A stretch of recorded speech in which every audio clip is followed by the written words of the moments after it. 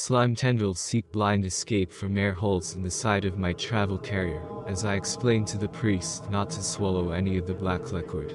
I think there may not be much hope for him now that my cat's tail has penetrated deep into his throat, but we can discuss this later. My train of thought is interrupted by the sobbing harassment of a girlfriend possessed in the bedroom. You don't love me. You never loved me. The doorknob shakes with dreadful force, tremors ringing through the hallway. Fingers emerge at the bottom of the door, viscous oil dripping from under splotched fingernails. Open this door or I kill the girl. The fingers vanish. A pause. Breaking glass from inside the room. Is it planning to jump out of the window? Surely it is bluffing. We are on the 3rd floor. Like any parasitic creature, it wouldn't gravely harm its precious host. There is a renewed sense of urgency at this threat, but I am at a loss. We poured holy water down the cat's throat, but its body has already turned into an abomination I can only describe as the alien from the thing. I wonder to myself if one of those squirming legs is going to detach, sprout a blinking eyeball, and hide in the vent. I feel helpless. I can't stay up all night misting my girlfriend like she's a damn pet chameleon for the rest of my life. Still out of breath from being choked by my cat, the priest manages to wheeze. We need to open the door. What will we do? Water stops her, but only for a minute. It's too dangerous to perform the rites while she's in this form. We'll get her in the shower and then restrain her. This is a good idea. Why didn't I think of that? Feeling a touch more brave as the priest increasingly proves himself as an asset, I begin to remove the chair. Thank you, baby. Why did you lock me in here? I have been so scared my subconscious will forever be unwilling to separate the pleas of a demonic beast from the genuine pleas of my loving girlfriend. I hesitate, but with effort manage to shrug off this false appeal for normalcy. Chair in hand, I take a step back from the door. For a single beat there is silence. The latch clicks. She is opening the door. Shining, black slicked hair emerges, covering her face in totality through the crack in the door. She seems to have gained several inches in height as her full form comes into view, then a single ringed yellow eye reveals itself through her long hair. I search in that eye for some sign that she is still in there, somewhere, anywhere.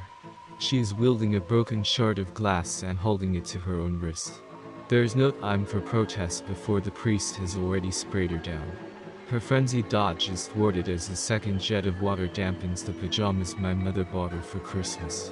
I will never forget the powerlessness I felt in the next few moments. With only a few seconds left of control, the demon cuts my girlfriend's hand cruelly at the wrist with the shard of glass. That not being enough, she gnaws the rest off with her mouth. Completely dismembered, her hand splashes to the ground in a grotesque murky puddle of blood and oil. Stunned, I witness a transformation of the human body before me.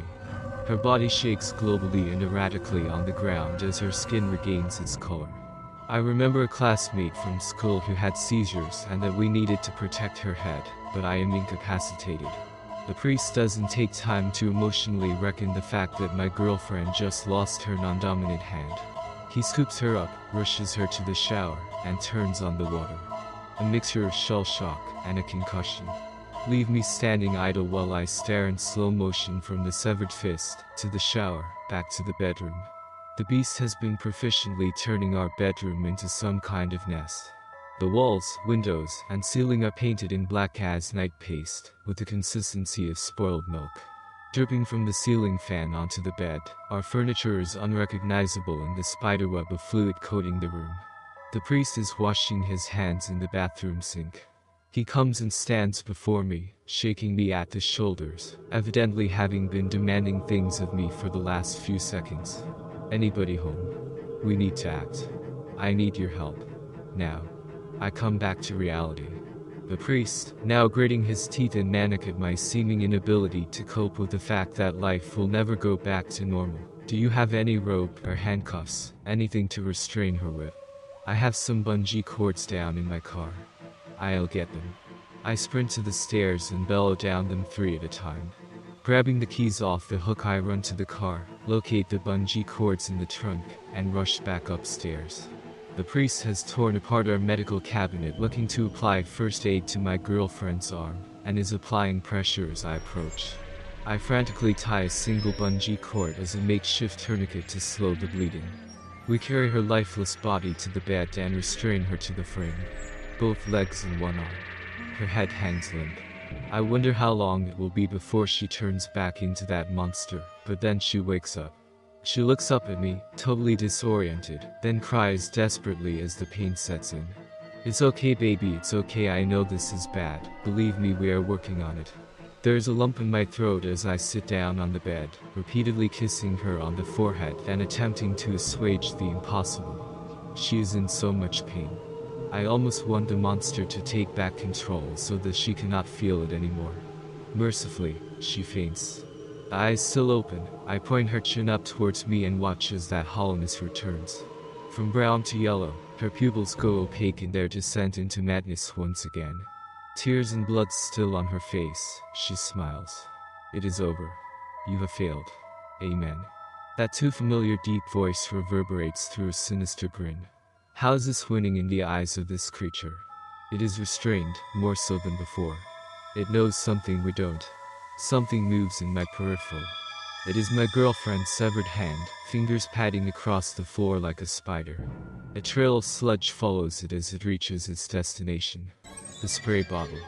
It senses that we have seen it, its form turning to look at us with no ability to see. The hand leaps, tackling the spray bottle and tumbling awkwardly down the stairs. I am speechless. We have to go after it, we can't let it get outside of the house. Violent thrashing from the bedroom. The priest, the knots are holding. You go after the hand. I will perform the rites. Running down the stairs I hear the distant murmurings of the ritual.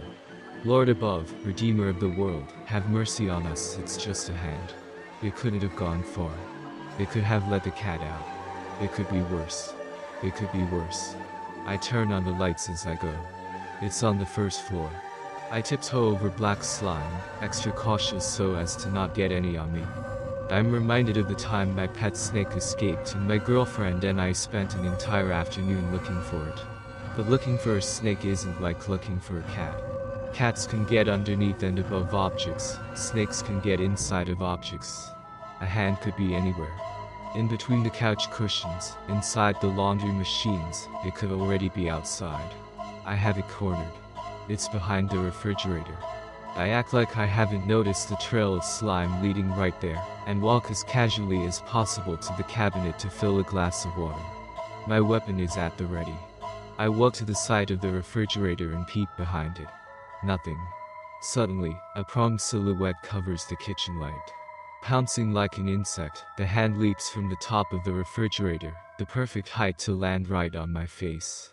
The hand, still wearing my girlfriend's class ring, attaches to my head, pulling my hair until it clenches a vice grip with a thumb behind my top layer of teeth, pressing pointer and ring finger into each eye socket. I drop my glass on the ground. It takes both hands to remove the hand from my face, and throw it as hard as I can against the wall. My vision blurred, I pick my girlfriend's disoriented hand up from the ground, and run water over it in the sink. I splash water in my face and wash out my mouth as best I can. Harried, I fill a cooler with ice and water, and throw the hand inside. I run back upstairs, hoping, maybe praying, that the priest did his job. It is silent except for the demonic mews of the cat in the other room. The priest is hulking over my girlfriend, muttering something under his breath as he cradles the Bible in one hand, and his fingers point in all directions in the other. Noticing me, he hurriedly shuts his Bible. But seeing one of the pages I note that it is in fact not a Bible at all. Inside are what I can only imagine demonic scrawls and symbols would look like. But the priest has done his job, he says. The demon has left her. Carefully placing my girlfriend in the back seat, I yell back to the priest. I'll pay him when we get back. Putting on my seatbelt, I look out the window and note a tattoo on his arm similar to a symbol I saw in the false Bible. Driving to the hospital like a husband would if his wife had gone into labor, I wonder if you can surgically reattach a hand like you can a finger. Then I wonder if the hand even should be reattached. Do I need to ask the priest to perform pious rituals to just a hand?